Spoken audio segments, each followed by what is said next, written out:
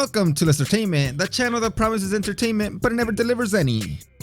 Sometimes fans can get really excited about sporting events and can get really angry when things don't turn out the way they want.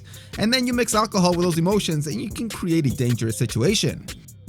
I get excited too, with butterflies in my stomach, high blood pressure, and being nervous, but never get as angry as these people. Also, I will not be including Mayweather vs Victor Ortiz because I feel that I have included that fight way too many times on my previous videos. If you happen to enjoy this video, please give it a like and subscribe down below. Also, be sure to turn on those notifications, and please let me know in the comments down below if you have ever been so angry after a fight that you would be willing to do something like this, because I have not. Tony Ferguson fought against Donald Cerrone last year, and the fight only lasted 2 rounds. Tony was putting a pretty good beating on Cerrone, causing a lot of damage to Cerrone's face. But at the end of the second round, Ferguson threw a couple of shots after the round had ended, and this angered the crowd a ton. They immediately started booing and shouting things at Ferguson.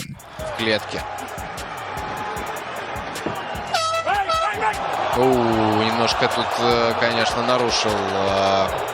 During the break between rounds, Cerrone made the horrible mistake of blowing his battered nose, which caused his right eye to start swelling shut immediately. The doctor went to check on him and they had to stop the fight because it was completely shut and he could not see. The crowd attributed this to the punch that Ferguson landed after the bell and really started to give it to Ferguson when he was declared the winner. The punch was wrong, but the referee asked for a replay review of where the punch landed and determined that it was not the cause of any damage to the eye, so Ferguson was given the win correctly. Ferguson was also mad at himself and pissed off that the fight had to end this way, because he wanted to win the right way.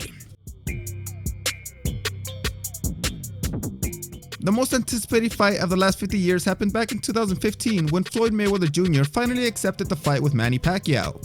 The fight was a pretty boring affair, as it often happens when Mayweather is involved, and in the end he ended up winning by unanimous decision, which was well deserved.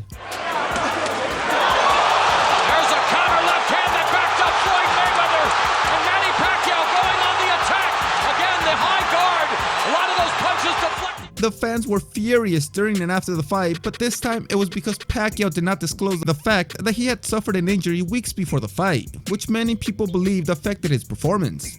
People were so angry that at least 32 class action lawsuits were filed alleging that Pacquiao should have disclosed his injury before the fight. They claimed that this caused the fight to be boring, slow, and not entertaining. But come on guys, we're watching a Mayweather fight. There's only so much Pacquiao could do to make it fun. All the lawsuits were dropped because the judges said that they got what they paid for since the fight lasted all 12 rounds. The only people who should be angry are the people who bet on the fight without knowing this information, because they really lost money due to non-disclosed information. But then again, betting is a giant risk.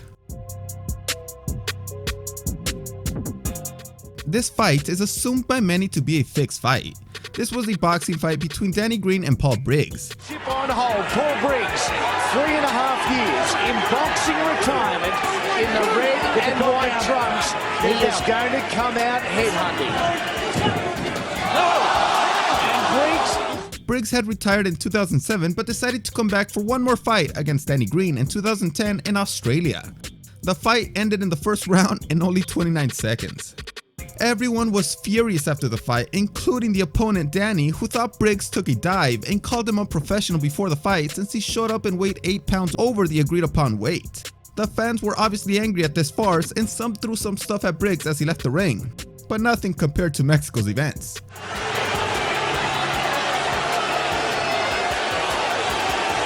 his equilibrium is shot. Opinion of most genuine boxing fans, there have been issues with Paul Briggs' health. Briggs lost his boxing license in Australia and was fined $75,000 as they stated he did not disclose his true medical condition. Bookmakers also find this fight to be in doubt as there was a massive betting plunge shortly before the fight and that a criminal gang had bet $100,000 on a first round KO.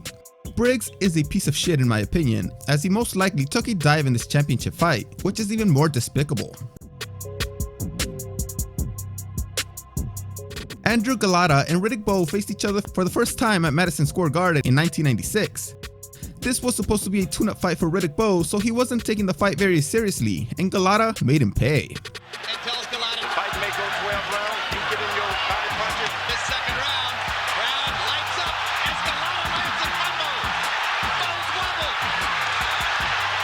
we've already deserted that many years.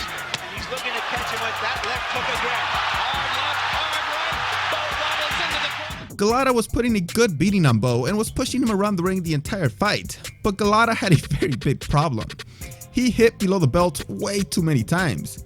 He hit Bowe 6 times below the belt, receiving warnings after each hit by the referee, who eventually had to disqualify Golota in the 7th round after another low blow. He's just hammering Bowe in close.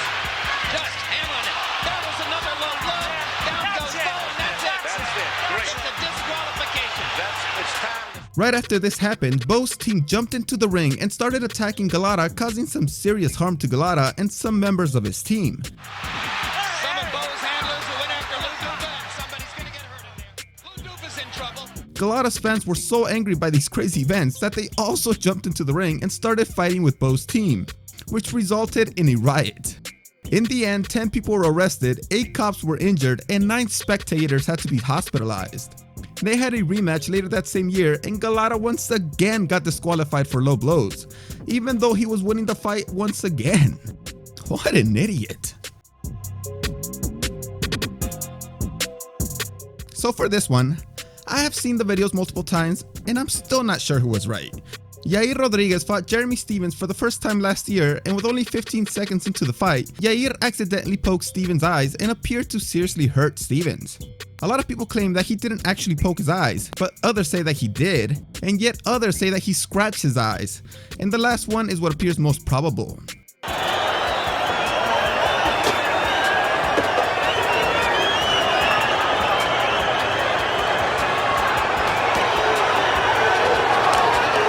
Initially, Stephens complained of his right eye, but then he couldn't open his left eye, and the doctor wasn't even able to look at it since he appeared to be in so much pain. The fight was in Mexico, and this was the main event, with the Mexican Rodriguez trying to represent the country, but the fight only lasted 15 seconds. They blamed Stephens for being a coward and faking an injury so he could get out of the fight. They threw trash, cups, and beer cans when he was leaving the octagon, which is really shameful behavior.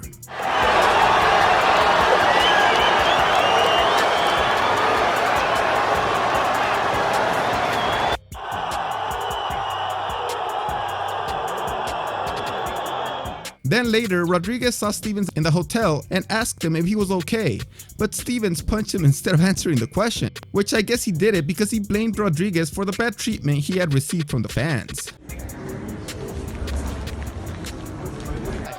With all those, it's hard to read which one he's throwing, and that's what makes it. Oh, crippling body shot! Stephens in trouble!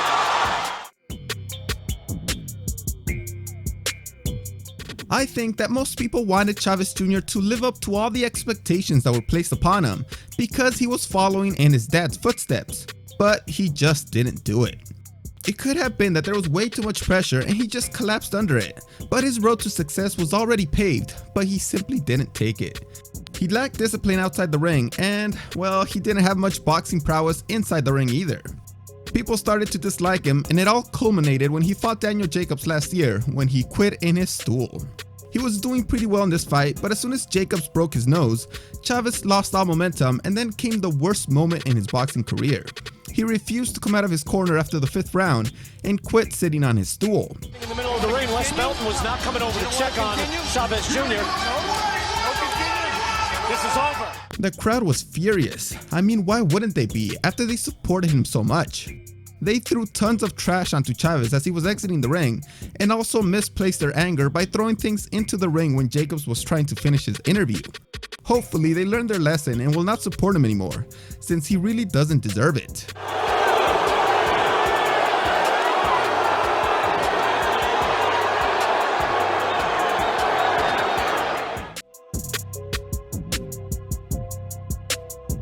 Of course, this has to be close to the top of the list, when one of the most anticipated fights ever occurred between Conor McGregor and Khabib. I'm not even gonna try to pronounce his last name. The fight was amazing, with a lot of action taking part with both fighters on their feet, giving McGregor a chance to win, and a lot of time on the ground, giving Khabib a chance to win, which he eventually accomplished by making McGregor tap out in the 4th round.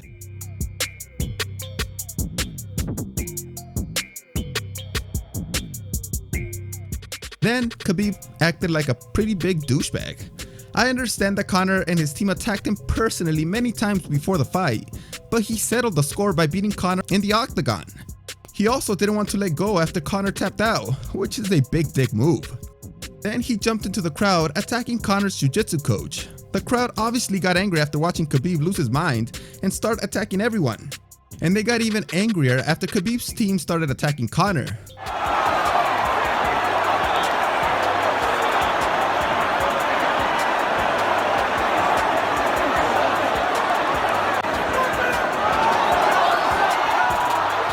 But this time it was Conor's fault because he took a swing at one of the guys when they were both trying to jump over the fence to go help their respective teams.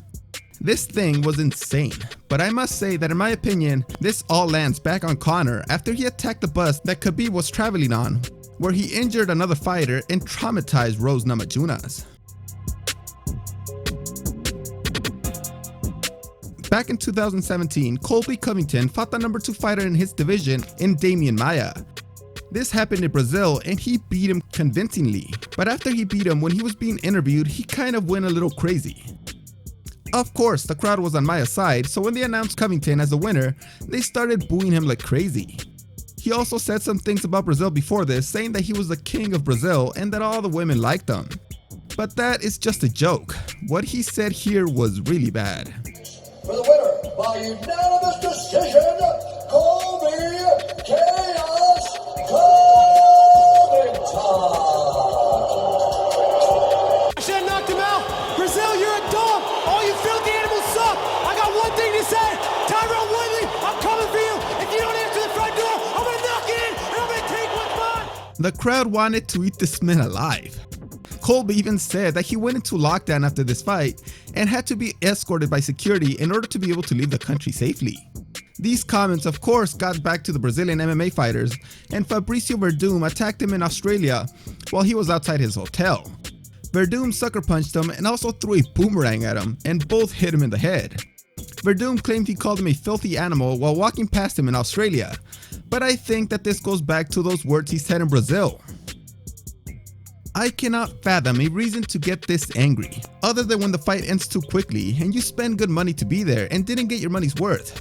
But watching a fight is a risk you're taking because they can end extremely fast, so we just have to go in with that mindset so we don't lose our minds later on. Thanks for watching this video. See you next time.